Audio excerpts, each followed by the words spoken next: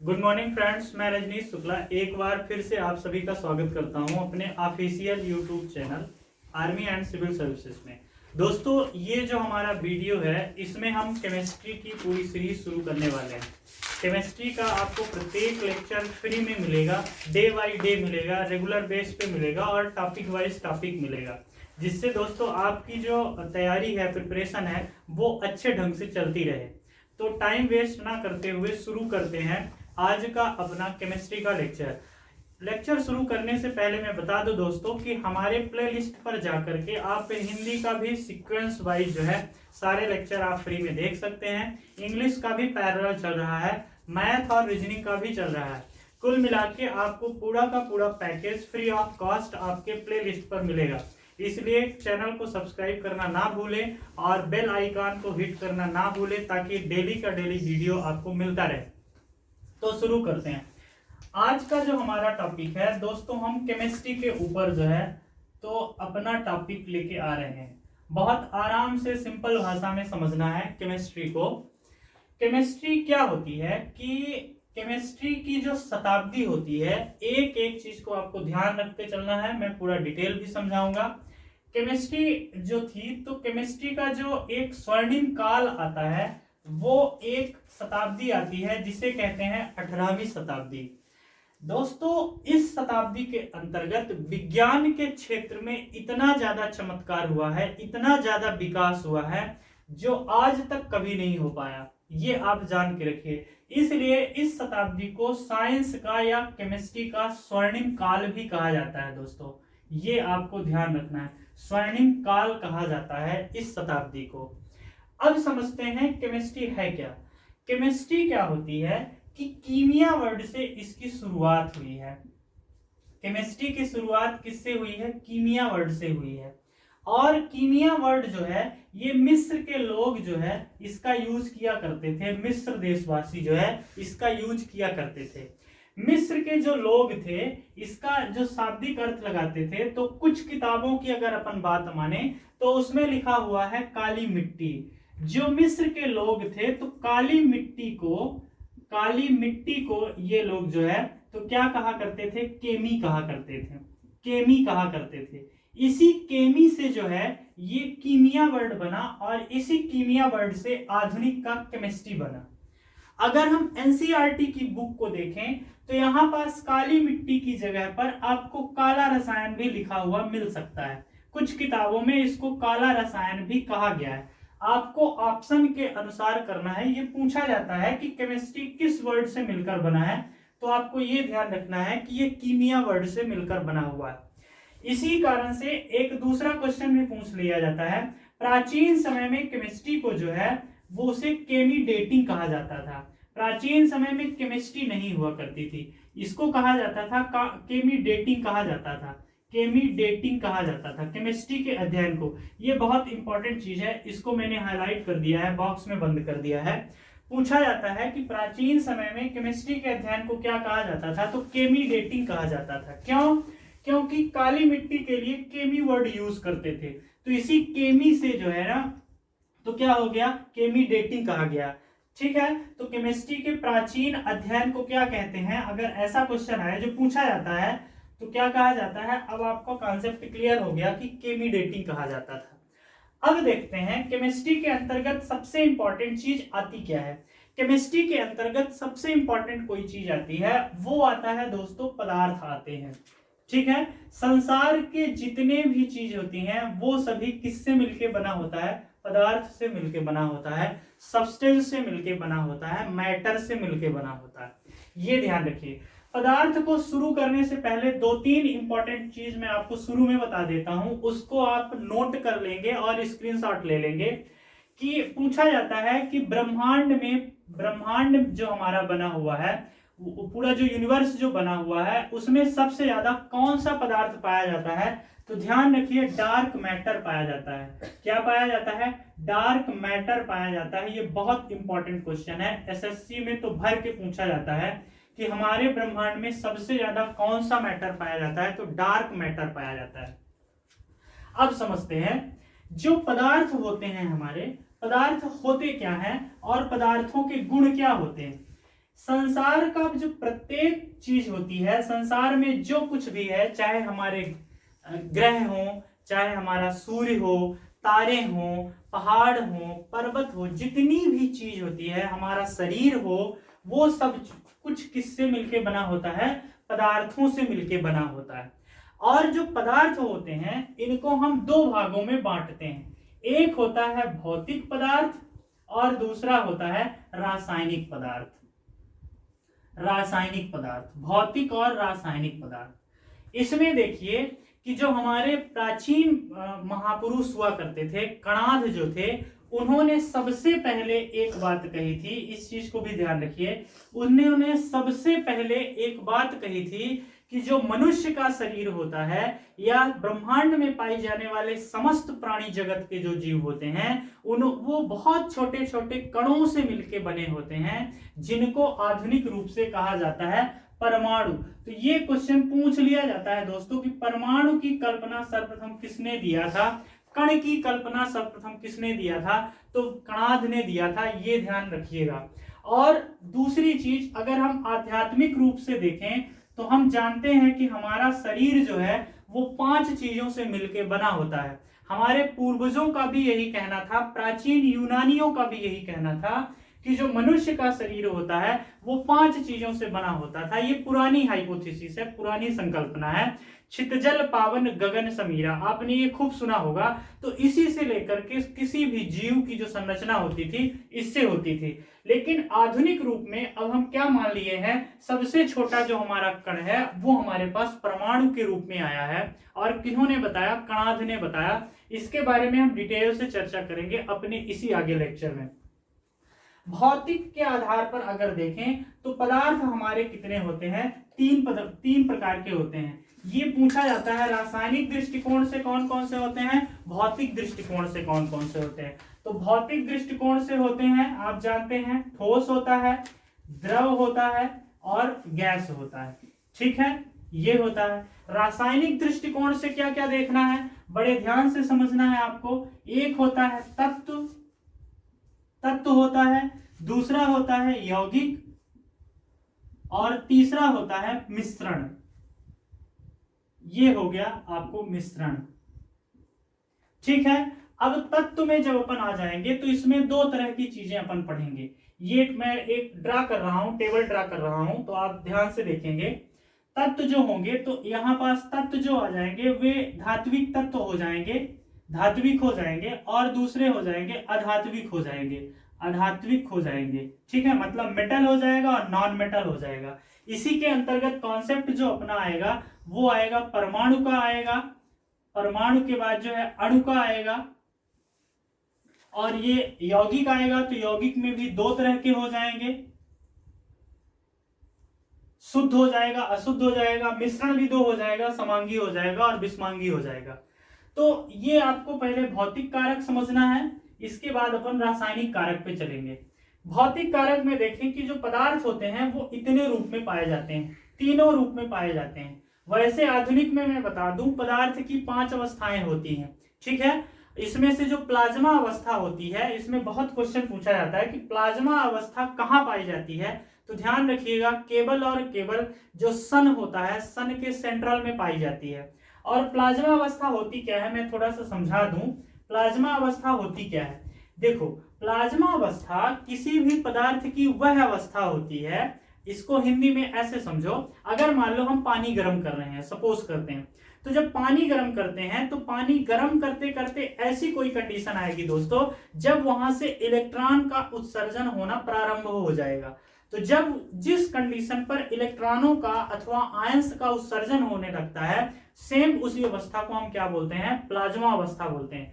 Plasma अवस्था कहां पाई जाती है, तो सेंट्रल ऑफ द सन पाई जाती है, सूर्य के केंद्रीय भाग में पाई जाती है, पृथ्वी के भी केंद्रीय भाग पे पाई जाती है।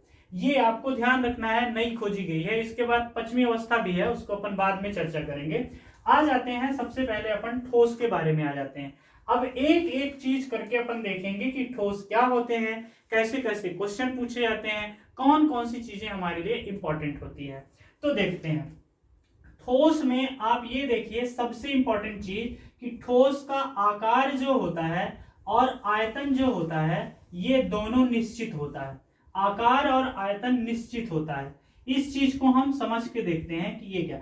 जैसे मान लीजिए हमने कहा चेयर, तो हमें चेयर का साइज भी आ जाता है कि अच्छा चेयर इस तरह की होती है, हमारे मेमोरी में आ जाती है। हमने कहा कंप्यूटर, तो कंप्यूटर हमने कहा तो हमारे मेमोरी के अंदर कंप्यूटर का शेप आ जाता है ना। तो इसका आकार भी निश्चित है और आयतन भी निश्चित होता है, ये चीज ध्यान रखना है। दूसरी चीज ये ध्यान रखना है कि आकर्षण बल जो होता है, आकर्षण बल जो होता है वो सबसे ज्यादा होता है। आकर्षण बल ठोस में सबसे ज्यादा होता है, ये आपको ध्यान रखना है, सबसे ज्यादा होता है। इसीलिए ये ठोस होता है दोस्तों। कोई चीज ठोस क्यों होती है? कोई चीज ठोस इसलिए होती है कि जो वो कणों से मिलके बने हैं ना, तो वो कण जो है तो क्या है, बहुत स्ट्रांग फोर्स से वो चिपके हुए हैं।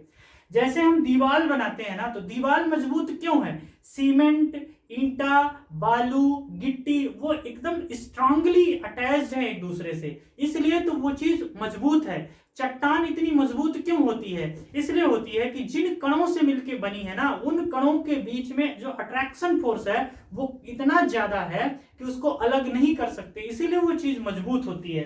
तो ध्यान रखना है, आकर्षण बल सबसे अधिक होता है, सबसे ज्यादा होता है या सबसे अधिक होता है, इस चीज को ध्यान रखिए। तीसरी चीज इसमें ध्यान रखिएगा कि जो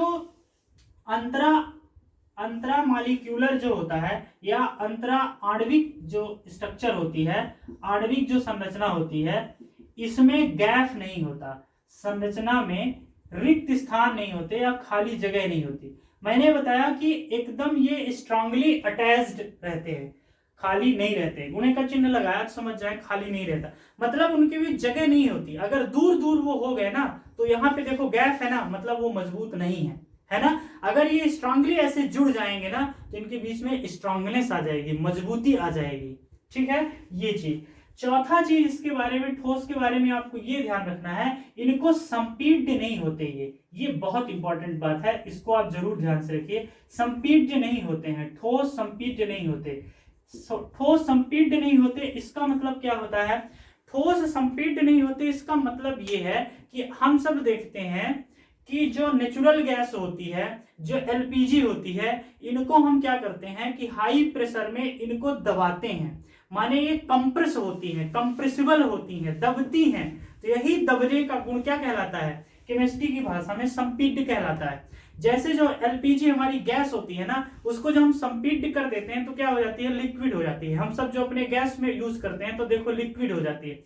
ऑक्सीजन की किल्लत इस समय पूरे विश्व में देखने को मिल रही है, खास तौर से हिंदुस्तान में। तो आप देखिए जो ऑक्सीजन दी जाती है पेशेंट को ना, वो लिक्विड फॉर्म में होती है दोस्तों, गैस में नहीं होती। उसको संपीड्य किया जाता है, कंप्रेस किया जाता है, दबाया जाता है। किसी ठोस में ये गुण नहीं होता। अगर इतना बड़ा अपना चट्टान है, इतना बड़ा पत्थर है, तो इसको हम दबा के लंबा नहीं कर सकते। अगर हम करेंगे तो टूट जाएगा, उसका शेप एंड साइज नष्ट हो जाएगा, इसको हम दबा नहीं सकते, इसलिए ये संपीड्य नहीं होते हैं। इतनी चीज आपको ध्यान रखना है ठोस के बारे में। ठीक है, ठोस के बारे में एक महत्वपूर्ण क्वेश्चन आप ध्यान रखिए। इसमें पूछा जाता है कि जो डायमंड होता है, डायमंड जो होता है, ये तो ध्यान रखिए विश्व का सबसे स्ट्रॉन्गेस्ट सब्सटेंस ये होता है, विश्व का सबसे कठोर होता है। इसमें पूछा जाता है कि ये विद्युत का क्या होता है? तो विद्युत का ये कुचालक होता है दोस्तों, बैड कंडक्टर होता है। बिजली नहीं जाती। क्यों नहीं जाती? चट्टान में जो है करंट नहीं मारता। क्यों नहीं मारता?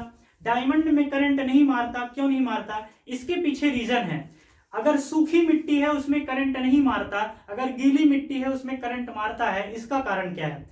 देखो, अगर मान लो मिट्टी का एग्जांपल से हम समझाते हैं। अगर मिट्टी सॉलिड है, ठोस है, मजबूत है, सूखी है, इसका मतलब ये है कि उसके जो कण है ना वो बंधे हुए हैं। लेकिन अगर गीली हो गई तो मिट्टी ढीली हो जाती है, कमजोर हो जाती है। इसका मतलब ये हुआ कि इसमें आयंस मूवमेंट कर सकते हैं, क्योंकि इलेक्ट्रिसिटी को जाने के लिए आयंस का होना बहुत जरूरी है। तार में हमें करंट क्यों मारता है? क्योंकि जो चार्ज होता है ना, वो एक स्थान से दूसरे स्थान पर ट्रेवल करता है। चट्टान इतनी मजबूत होती है कि इलेक्ट्रॉन फ्री ही नहीं होते कि वो मूव कर सके, गति कर सके। डायमंड इतना कठोर होता है कि उसमें फ्री चार्ज ही नहीं रहते कि एक स्थान से दूसरे स्थान तक जाएं। इस कारण से डायमंड जो है वो विद्युत का कुचालक होता है। केवल और केवल इतनी चीज आपको ठोस के बारे में ध्यान रखना है। अब अपन आते हैं, इसका आप चाहे तो स्क्रीनशॉट भी ले सकते हैं और अपने रफ में इसका नोट्स भी बना सकते हैं। अब अपन आते हैं द्रव के बारे में आते हैं और देखते हैं द्रव के बारे में क्या होता है।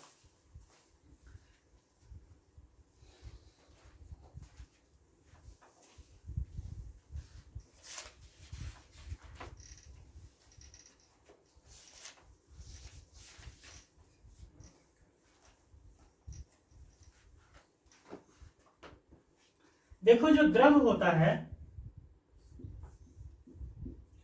द्रव में पहली जरूरी चीज तो ये ध्यान रखना है कि इसका आकार निश्चित नहीं होता। ये आपको ध्यान रखना, सब कुछ निश्चित होगा लेकिन आकार निश्चित नहीं होता। क्यों? आपने पानी लिया, अगर आपने बाल्टी में रख दिया, बकेट में रख दिया तो बाल्टी के समान हो जाएगा, टंकी में भर दिया तो टंकी के समान हो जाएगा, आपने फ्लैट जमीन पर फेंक दिया तो जमीन की तरफ हो जाएगा। तो कहने का मतलब यह है कि इसका आकार जो है निश्चित नहीं होता है, ये ध्यान रखिए। दूसरी चीज इसमें ध्यान रखिए कि ये द्रव अवस्था में जब रहता है तो इसमें संपीड्य का गुण पाया जाता है, संपीड्य होता है ये, ठीक है। संपीड्य क्या होता है ये मैंने बता चुका हूं, ठीक है, संपीड्य होते हैं ये। तीसरी चीज जो होती है, द्रव संभवतः जितने द्रव होते हैं वो सभी सुचालक होते हैं, ठीक है, सुचालक होते हैं। कुछ को छोड़ दिया जाए, ज्यादा से ज्यादा द्रव जो होते हैं वो सुचालक होते हैं। द्रव में तीसरी चीज या चौथी चीज आपको ध्यान रखना है, द्रव में बहने का गुण होता है, बहते हैं, फ्लोटिंग करते हैं, ठीक है। इनमें आर्किमिडीज का सिद्धांत होता है। इसमें पूछ लिया जाता है कि आर्किमिडीज का सिद्धांत किससे रिलेटेड है, तो द्रवों के बहने से रिलेटेड है, ये आप ध्यान रखिएगा। ये द्रव के बारे में ध्यान रखिए। और इसके बाद जो आता है वो होता है गैस होती है। दोस्तों ये बहुत इंपॉर्टेंट है, गैस में बहुत पूछे जाते हैं क्वेश्चन, ध्यान रखिए। इसमें तो ये ध्यान रखिए कि इनका ना तो आकार निश्चित होता है ना तो इनका आयतन निश्चित होता है, इनका कुछ भी निश्चित नहीं होता। इसी के कारण ये जो है संपीड्य होती हैं, इनको दबाया जा सकता है। कहने का मतलब ये है कि इनको दबाया, संपीड्य होती हैं ये, इनको आप कंप्रेस कर सकते हो, दबा सकते हो। तीसरी चीज ये ध्यान रखना है कि इनके अणुओं का जो रिक्त स्थान होता है वो काफी अधिक होता है, अणुओं का जो खाली स्थान होता है वो काफी ज्यादा होता है, खाली स्पेस रहता है बहुत ज्यादा होता है, आप समझ जाएंगे, मैंने पूरा नहीं लिखा, ठीक है। अच्छा, गैसों का प्रसार जो है, प्रसार गुणांक, प्रसार गुणांक क्या है उसको हम डिटेल में अपने फिजिक्स के टॉपिक में समझेंगे। इनका प्रसार गुणांक जो है वो अपेक्षाकृत कम होता है, ये ध्यान रखिएगा। मतलब ये फैलती नहीं है। फैलने का मतलब यहाँ पास क्या है, ये मत समझिए कि वातावरण में हम गैस को छोड़ दे तो फैल जाएगी, वो तो ठीक है। यहाँ पास प्रसार का मतलब ये है कि जैसे ठोस होता है ना, उसको खींच के हम एक पतली तार बना सकते हैं, गैस को हम ऐसा नहीं कर सकते, ठोस को कर सकते हैं। जैसे मान लीजिए हम सबके घरों में तार पतले पतले होते हैं, तो पतले पतले तार जो है वो माइन से नहीं निकलते, वो माइन से तो कोई मेटल निकलता है ना, उस मेटल को जो है तो हम इस तरह से अपने डिजायर्ड शेप में दे देते हैं। जिस तरह से घरों में जो यूज होता है छड़, छड़ की खदान नहीं होती दोस्तों, वो तो लोहे की होती है, फिर लोहे को हम अपनी इच्छा अनुसार जो है शेप देते हैं। तो ठोस में प्रसार होता है लेकिन गैसों में बहुत कम होता है, ना के बराबर होता है, शून्य होता है। ये चीज देखो, ठोस, द्रव और गैस के बारे में तीनों चीजें हमने बता दिया। अब ये जो तीनों चीजें होती हैं ना, वो बनी किससे होती हैं, ये महत्वपूर्ण है। ये सभी बनी होती हैं दोस्तों परमाणुओं से मिलकर बनी होती हैं। तो अब आज हम केमिस्ट्री के मेन टॉपिक परमाणुओं पर अब आ रहे हैं, ये आपको ध्यान रखना है। ये किससे बने होते हैं, परमाणुओं से मिलकर बने होते हैं। परमाणुओं के बारे में शुरू करते हैं। परमाणु के बारे में एक एक चीज देखिए कि परमाणु जो है सबसे छोटे होते हैं। पहली चीज आपको ये ध्यान रखना है, मैं बताऊंगा ये थ्योरी कब और क्यों और कैसे गलत हुई थी, ठीक है। डाल्टन ने ये दिया था, सबसे छोटे होते हैं, ये आप पहले ध्यान रखिए, छोटे होते हैं। डाल्टन ने कहा था, वैज्ञानिक डाल्टन ने कहा था कि, पूछ लिया जाता है कि किसकी थ्योरी है, तो डाल्टन की ध्यान रखिए, मैं बताता हूं। डाल्टन ने कहा था, वैज्ञानिक स्वीडन के थे ये, इन्होंने जो है कहा था कि एटम जो है, atom can not be cut. Atom ऐसे पार्टिकल्स होते हैं जिनको और अधिक टुकड़ों में नहीं बांटा जा सकता, डाल्टन की थ्योरी है। मतलब परमाणु अविभाज्य है, परमाणु अविभाज्य है। अविभाज्य है। ये किसने कहा था? तो डाल्टन ने कहा था।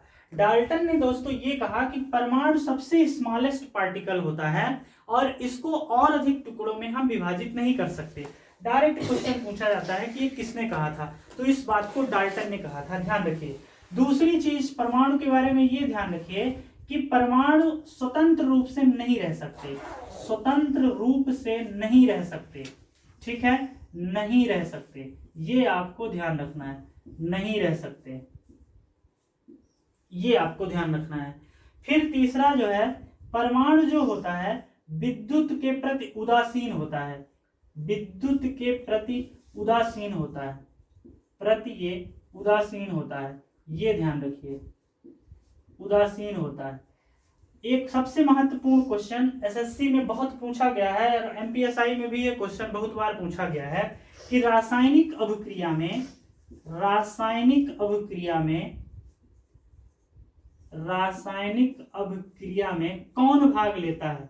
तो रासायनिक अभिक्रिया में ध्यान रखिएगा केवल परमाणु भाग लेते हैं, ये आप ध्यान रखिएगा, ये आपको ध्यान रखना है। ये आप चाहें तो इतनी सारी चीजों का जो है आप स्क्रीनशॉट ले सकते हैं। ये सीधे के सीधे क्वेश्चन मैंने आपको बताए हैं दोस्तों, जो बहुत सारे एग्जामों में पूछे जाते हैं। ये सबसे छोटे अथवा अविभाज्य ये किसने कहा था? तो इसको डाल्टन ने कहा था, ये ध्यान रखिएगा, ये डाल्टन ने कहा था। अब आपको इसके आगे हम बताएंगे कि डाल्टन की थ्योरी कैसे गलत हो जाती है, ठीक है ना, तो ये समझना है। इसकी आप स्क्रीनशॉट ले लीजिए और फिर अपन समझते हैं कि डाल्टन की थ्योरी कैसे गलत हो जाती है।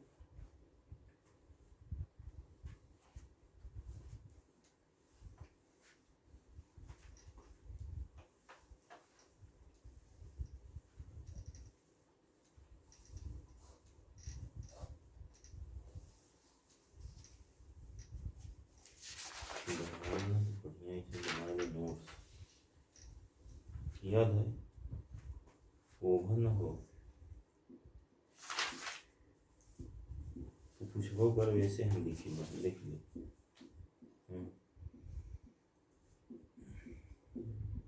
देखो दोस्तों, डाल्टन की थ्योरी गलत कैसे हो जाती है।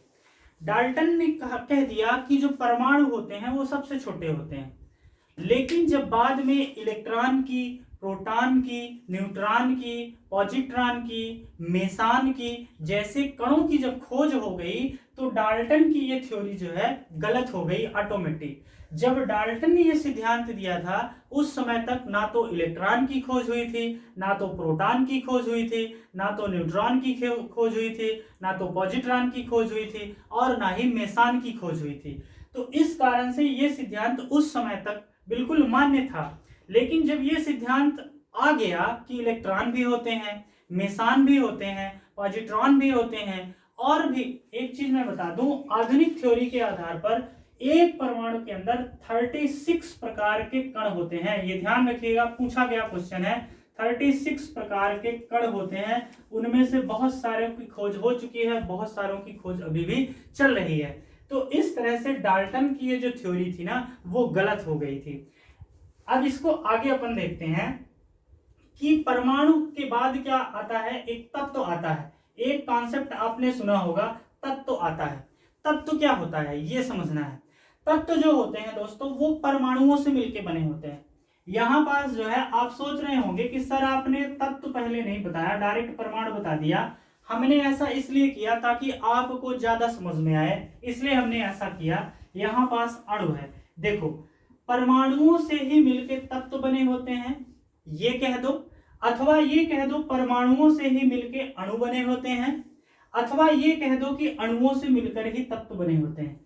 अब ये चीज जो है आपको आराम से समझ में आ गई कि तत्व के अंदर जो है परमाणु भी हो सकता है और अणु भी हो सकता है। ये चीज आसानी से समझ में आ जाए इसलिए हमने सबसे पहले परमाणु को बताया, और एक कदम आप नीचे आ गए तो अणु आ गया, और एक कदम आप ऊपर चले गए तो क्या आ गया, तत्व आ गया। इसलिए हमने पहले तत्व को न बता के परमाणु को बताया है।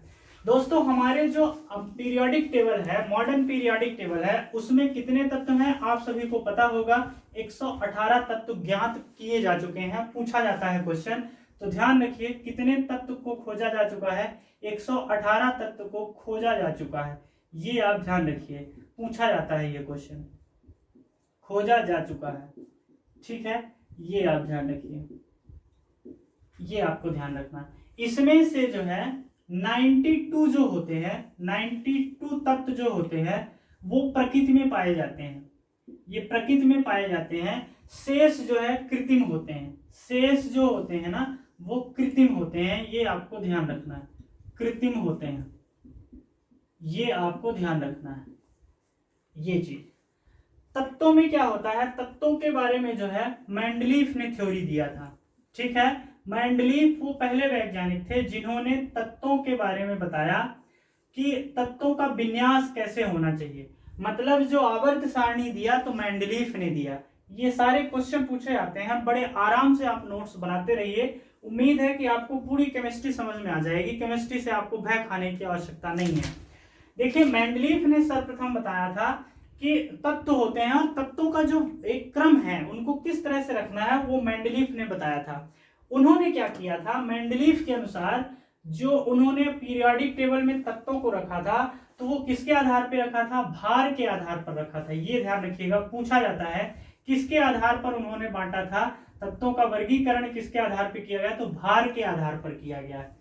आधुनिक के अनुसार जो है किसके आधार पर किया गया है, परमाणु क्रमांक के आधार पर किया गया है। किसके आधार पर किया गया है, परमाणु क्रमांक के आधार पर जो है वो आधुनिक में किया गया है। अब सवाल ये उठता है कि परमाणु क्रमांक होते क्या है, सर परमाणु क्रमांक क्या होते हैं, बहुत इंपॉर्टेंट क्वेश्चन है। देखिए परमाणु क्रमांक क्या होता है, किसी भी एलिमेंट का अथवा किसी भी तत्व का प्रोटॉनों की संख्या को ही परमाणु क्रमांक कहते हैं। बहुत इंपॉर्टेंट क्वेश्चन है, ध्यान से देख, प्रोटॉनों की संख्या को ही, प्रोटॉनों की संख्या को ही परमाणु क्रमांक कहा जाता है। ये ध्यान रखिए, परमाणु क्रमांक कहा जाता है।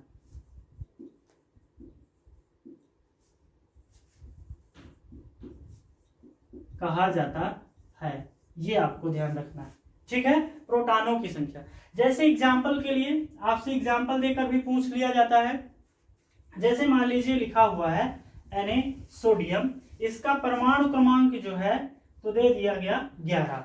अब पूछ लेता है कि सोडियम का परमाणु क्रमांक 11 है तो प्रोटॉनों की संख्या क्या होगी, तो प्रोटॉनों की संख्या भी क्या होगी, 11 ही होगी, क्योंकि प्रोटॉनों की संख्या और परमाणु क्रमांक क्या होते हैं, एक ही होते हैं, ठीक है ना।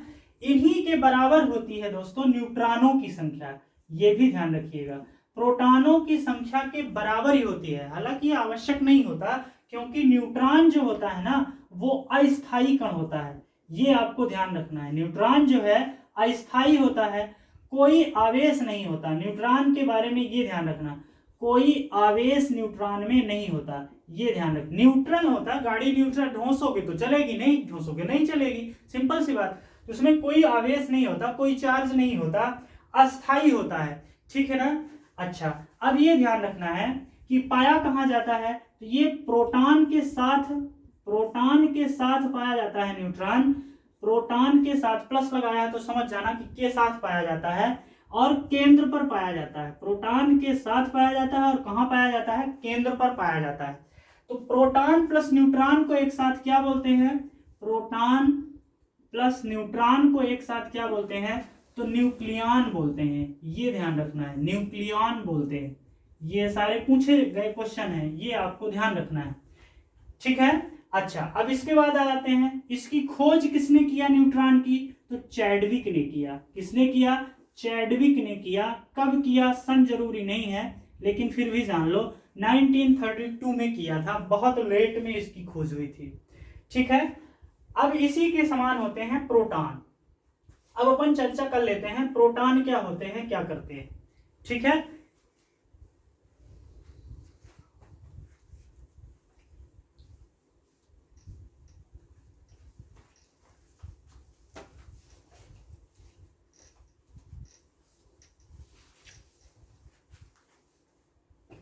प्रोटॉन,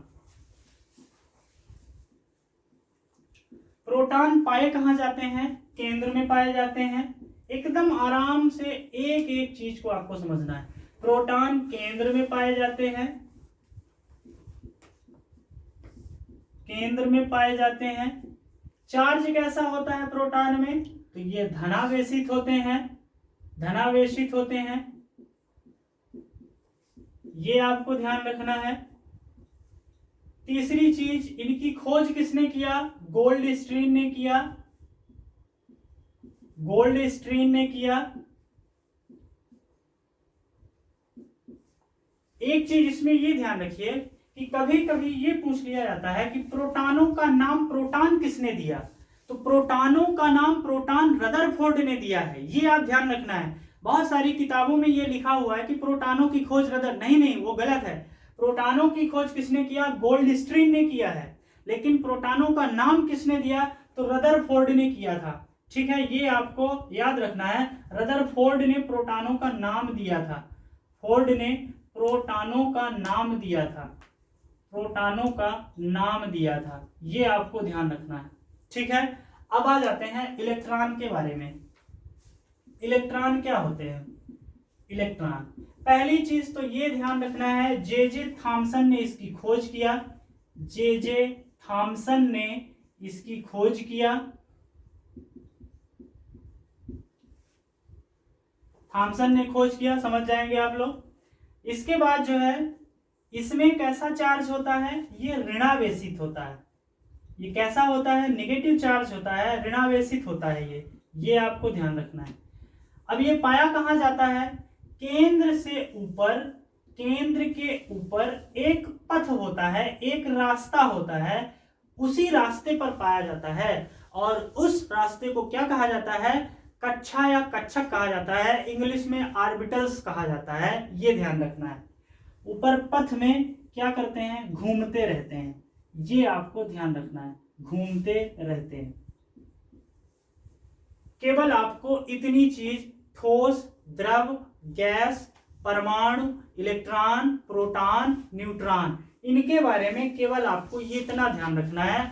इसके अलावा आपको कुछ भी पढ़ने की आवश्यकता नहीं है। इसमें 2-3 क्वेश्चन एक्स्ट्रा ऐड कर लीजिए कि पूछा जाता है आजकल कि पॉजिट्रॉन की खोज किसने किया। बहुत इंपॉर्टेंट क्वेश्चन है। पॉजिट्रॉन की खोज एंडरसन ने किया है दोस्तों, ये ध्यान रखना, एंडरसन ने किया है। दूसरा क्वेश्चन पूछ लिया जाता है कि मेसान की खोज किसने किया, तो मेसान की खोज युकावा ने किया है, ये आपको ध्यान रखना है।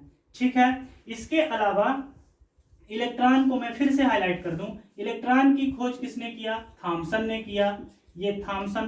प्रोटॉन की खोज किसने किया? गोल्डस्टीन ने किया, ये आपको ध्यान रखना है। ये सारे क्वेश्चन पूछे जाते हैं। न्यूट्रॉन की खोज किसने किया? तो न्यूट्रॉन की खोज चैडविक ने किया, ये आपको ध्यान रखना है। अच्छा, इसकी स्क्रीनशॉट आप ले सकते हैं और इसके अलावा ऐड कर लीजिए कि रसायन का फादर किसे कहा जाता है। अगर ये क्वेश्चन पूछा जाए तो लैवोजियर को कहा जाता है, याद रखिएगा, लैवोजियर को कहा जाता है। ठीक है ना, लैवोजियर। हिंदी में आप देखेंगे तो लैवोसियर लिखा हुआ है, स्पेलिंग होती है या साई, तो या साई को आप प्रोनाउंसिएशन जा होता है, ध्यान रखिएगा। तो लैवोजियर होते हैं। तीसरा इसमें या कि नेक्स्ट क्वेश्चन आप देख लीजिए कि ऐसा कौन सा पदार्थ है जो तीनों अवस्था में पाया जाता है। ठीक है, ऐसा कौन सा पदार्थ है जो तीनों अवस्था में पाया जाता हो, ठोस में भी पाया जाता हो, द्रव में भी पाया जाता हो, गैस में भी पाया जाता हो, तो कौन सा है? केवल और केवल पानी होता है। ठीक है, H2O होता है जो ठोस, द्रव, गैस तीनों फॉर्म में पाया जाता है।